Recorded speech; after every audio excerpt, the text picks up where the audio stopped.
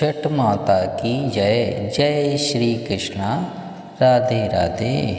कार्तिक शुक्ल पक्ष के षष्ठी के दिन छठ माता की पूजा की जाती है। छठ पूजा 4 दिनों का महापर्व है। पहला दिन छठ पूजा नहाय खाए के रूप में मनाया जाता है। इस दिन छठ पूजा करने वाली महिलाएं सबसे पहले अच्छी तरह से स्नान करती हैं और अपने आप को पवित्र करती हैं। दूसरे दिन दिन भर उपवास रखने के बाद शाम को पूजन करते हैं। इसे खरना कहा जाता है। इस दिन प्रसाद के रूप में चावल की खीर और रोटी बनाई जाती है। इसके बाद माता छठ को अर्पित किया जाता है। तीसरे दिन सभी लोग गंगा घाट जाते हैं। छठ मैया पूजा के लिए प्रसाद के रूप में ठेकुआ और चावल बनाए जाते हैं। इसके बाद विभिन्न प्रकार के 5 प्रकार के फल यहाँ पर प्रसाद के रूप में माता छठ मैया को अर्पित किए जाते हैं। चौथे दिन सुबह के समय जब सूर्य निकलता है तो उसकी पूजा की जाती है और इस दिन महिलाएं अपने व्रत को पूरा करती हैं और छठ मैया का आशीर्वाद लेती हैं। छठ मैया की दुर्लभ और पौराणिक कथा को बड़े ही श्रद्धा भाव से सुने। छठी मैया को सूर्यदेव की बहन और ब्रह्मदेव की मानस पुत्री कहा जाता है। इनका नाम षष्ठी मैया है, जिन्हें हम छठी मैया के नाम से पुकारते हैं।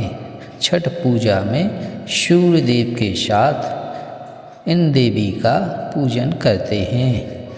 सूर्यदेव और छठी मैया भाई बहन हुए।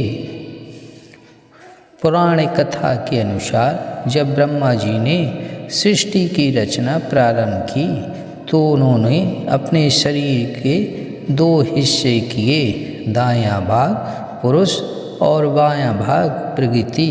प्रकृति के छठे भाग से षष्ठी देवी की उत्पत्ति हुई। इनको देवसेना भी कहा जाता है। जो व्यक्ति षष्ठी देवी की पूजा करता है उसके मन की मुराद पूरी होती है। एक समय की बात है, राजा प्रियव्रत थे जिनकी पत्नी का नाम मालिनी था। विवाह के काफ़ी वर्ष बीतने के बाद भी उनके यहाँ कोई संतान नहीं हुई। तब उन्होंने कश्यप ऋषि से इसका समाधान पूछा तो उन्होंने पुत्र प्राप्ति के लिए यज्ञ कराने का सुझाव दिया। कश्यप ऋषि ने पुत्र प्राप्ति के लिए यज्ञ किया और राजा की पत्नी मालिनी को प्रसाद स्वरूप खीर खाने को दिया। उसके प्रभाव से रानी गर्भवती हो गई, जिससे राजा प्रियव्रत बड़े खुश हुए। कुछ समय बाद रानी ने एक पुत्र को जन्म दिया, लेकिन वह भी मृत पैदा हुआ। यह खबर सुनकर राजा बहुत दुखी हो गए। वे पुत्र के शव को लेकर शमशान गए और इस दुख के कारण अपना प्राण त्यागने का निश्चय कर लिया। जब वे अपना प्राण त्यागने जा रहे थे तभी देवी देवसेना प्रकट हुई। उन्होंने राजा प्रियव्रत से कहा कि उनका नाम षष्ठी है। हे राजन, तुम मेरी पूजा करो और दूसरे लोगों को भी मेरी पूजा करने को कहो। देवी देवसेना की आज्ञा अनुसार राजा प्रियव्रत ने कार्तिक माह के शुक्ल पक्ष की षष्ठी तिथि को छठ पूजा की। उन्होंने यह पूजा पुत्र प्राप्ति की कामना से की थी। छठी मैया के शुभ आशीर्वाद से राजा प्रियव्रत को पुत्र की प्राप्ति हुई तब से हर साल कार्तिक शुक्ल षष्ठी को छठ पूजा की जाने लगी। जो व्यक्ति जिस मनोकामना के साथ छठ पूजा का व्रत रखता है और उसे विधि विधान से पूरा करता है, छठी मैया के आशीष से उसकी हर मनोकामना पूर्ण होती है तथा संतान सुख की प्राप्ति होती है।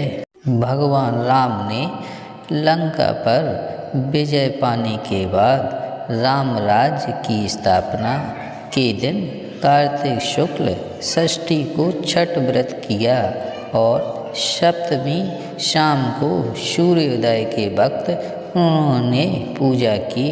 सूर्यपुत्र कर्ण प्रतिदिन घंटों कमर तक पानी में खड़े होकर सूर्य को अर्घ्य देते थे।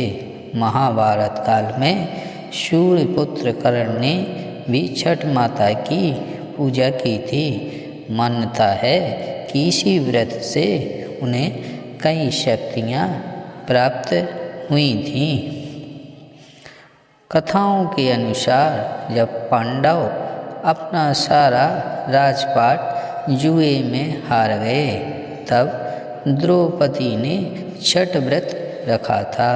इसके बाद पांडवों को छठी मैया के आशीर्वाद से उनका राज वापस मिल गया। सूर्यदेव और छठी मैया का संबंध भाई बहन का है, इसलिए छठ के मौके पर सूर्य की आराधना फलदायी मानी गई है।